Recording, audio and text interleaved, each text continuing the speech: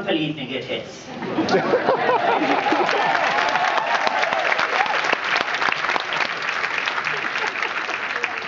And how enriched we are by the presence of the great man himself.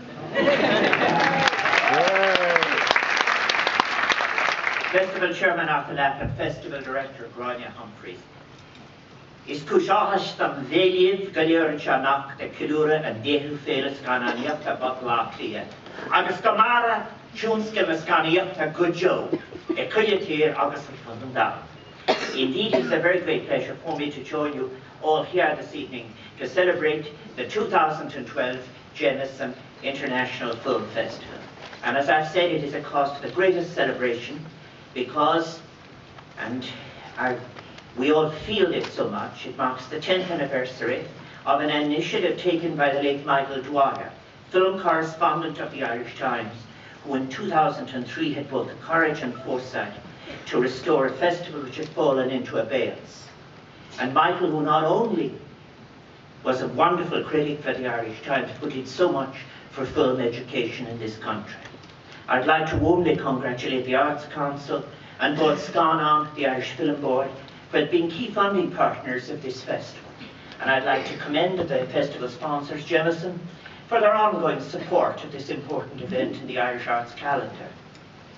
I can truly say it is a very great singular honour for me this evening to present a Festival Tribute Award, a Volta Award, to one of the true icons of world cinema, Al Pacino.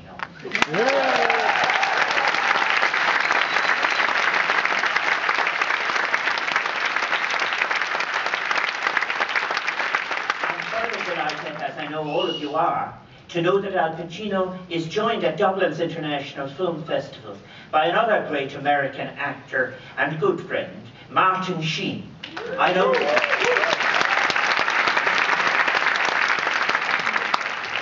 that from their late teens, Martin and Al have had many acting and social collaborations with each other. In a long and enduring career, which has been marked by excellence and extensive variety, Al Pacino has performed all the major functions of the film genre in the role of actor, director, screenwriter, and producer. The winner of a slew of awards, including an Academy Award for Best Actor for the 1992 film Scent of a Woman, and the American Film Institute prestigious Life Achievement Award in 2006. Al Pacino has truly demonstrated an outstanding versatility, which has entertained audiences throughout the globe. In terms of quality and quantity, the Pacino portfolio is inspiring and includes such powerful work as the Godfather trilogy, Serpico, Dog Day Afternoon, Scarface, Sea of Love, Glengarrigan Ross, Carlito's Way, The Merchant of Venice, and Ocean's 13. Al Pacino has previously expressed the view that he was lucky in finding a desire and deciding early in his life on a career that he's enjoyed throughout his life. But that desire needed to have a focus and a direction, and Al Pacino honed his skills by acting in basement plays in New York's theatrical underground, studying at the Herbert Berkoff Studio, before finally successfully auditioning for the prestigious Actors Studio of New York. During those early years, when he was learning and honing his craft as an actor, Al Pacino worked at a string of jobs, including busboy, janitor, poster clerk, and even as an usher in the now defunct Riverly Movie House in New York. As we here in Ireland continue to develop our film and audiovisual production industry, and I so wish it well, and as we seek to demonstrate to the world our long-standing tradition of being a nation of storytellers of one kind or another, I believe that the example of perseverance and resilience in Al Pacino's life story should serve to inspire and encourage our highly talented practitioners here at home. Al Pacino's Wilde Salomé is his third work as director, and is described by himself as his most personal project ever. In 2006, he came to Trinity College to research the project and was awarded honorary patronage of the college's Philosophical Society in the process. We are now about to view the end product of these labours, a work that is in part a film stage production, a part fictional film of Oscar Wilde's life, but for us all, a celebration of Al Pacino's passion and love for his craft. Just before we view it, however, there is this very important matter of the Volta Festival Tribute Award. This award, named after the first cinema that was opened in Dublin in 1909, called the Volta Electric Theatre, one of whose founders was James Joyce. What an apt symmetry, then, that we should tonight present an award associated with James Joyce to an outstanding actor and director who has made a captivating film about another great Irish literary genius, Oscar Wilde. It gives me enormous pleasure to present this Volta Award to our distinguished guest, Al Pacino.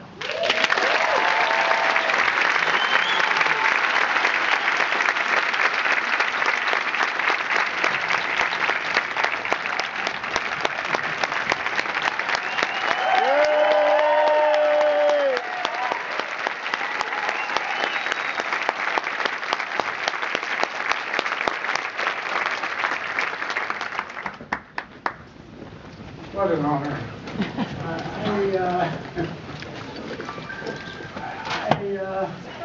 I'm speechless. I have to say, I mean, just being here and feeling this welcoming that I felt the last time I was here, and the graciousness and generosity when Dublin just allowed me in to film anywhere I wanted and just gave me the town, you know, and now they're giving me an award for it. So it's hard to believe, and I'm just overwhelmed. And I'm also interested in maybe I could say just a few words, because I know everybody's been sitting here a while. And as an actor, I know we don't want to get you too tired before you get into this. But this has been sort of a part of my. Oh, you mentioned Martin Sheen.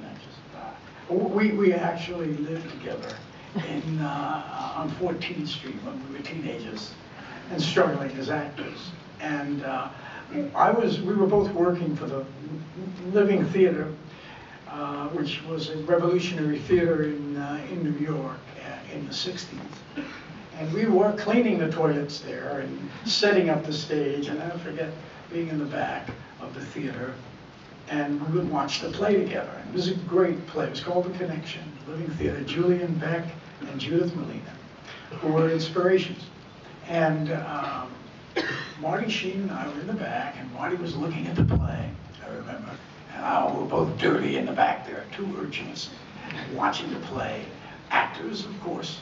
And Martin Sheen turned to me and he said, "I'm going to do that one day."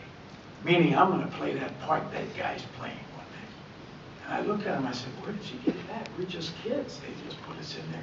And sure enough, the next week, he was playing the part. He's amazing, and I've known him all my life. And I heard he was coming here, with his great movie, The Way.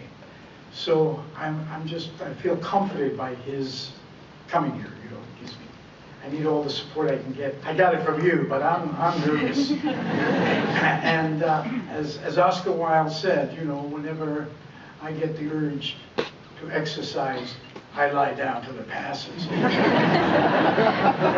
I get an urge to make a speech and to wax on, I just should lie down to the passes. I'm not a great speech maker, but this is such a great honor by such a great man and such a great town, and this award in theater is overwhelming. I'll say a few words about what you're going to see as my kind of preamble to this movie, which is just, you know, plain English. It's an excuse I'm going to give you now. So you see. It really is a labor of love.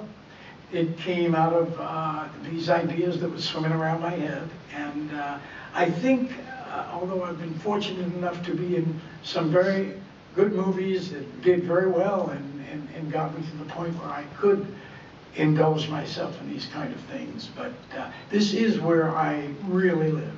I always felt that I was a person who came out of the, our president here mentioning the off-Broadway revolution of the 60s, which was indeed a revolution. Off-Broadway was born out of that, and off-Broadway. Probably Salome would have been done off-Broadway. I probably would not have been in it. I'd be cleaning the toilets and setting the stage. But it is that kind of picture. And I thought I would just let you know that when I've tried before, I can't help it. I make these kind of things. No one can stop me. I just get going and they go on. And sometimes they go on a little longer than they should. I mean, I've been doing this now for 4 years. I finally think I've finished it. Someone said, did you finish it? I said, no, I completed it. I don't know what that means, but here you'll see it. I don't know what else I could say except that it crisscrosses and goes in all kinds of directions, and hopefully you won't need subtitles. And I hope you enjoy it. It's done in a certain spirit. Again, I like to call it my off-Broadway movie. So that will give you some sense or context. I don't think I can say anything else, can I, Barry? I'm used to talking like this before the film because Mr. Navidi, Barry Navidi, who produced this movie and was an incredible force in it and helped me and kept me going for 5 years, we would screen this occasionally and watch it turn into something and watch it be rejected and go back to the drawing board and try to make the movie out of, making $1 out of 99 cents, and that was the evolution of this picture. And it's clear in documentary filmmaking, they usually do that. It does take years to make it. This is a semi-documentary, I would say. I'm looking at you because I thought you saw it, but you didn't. So I said, yeah, you're going to say, yeah. Yes, it is, right now. I think I've said enough. So without further ado, I am so grateful for this and grateful to be here in this great, great city, Dublin. And I love it here, and it's like I said to someone out there, it's like going back to the South Bronx here, because it's so welcoming, and I feel so at home that I say, these people, we're together here. What happened? Where were you yesterday? It's great. It was great. I thank you all. Enjoy. I'm glad there's questions and answers after this, because, I think you'll probably have some, and I enjoy answering you.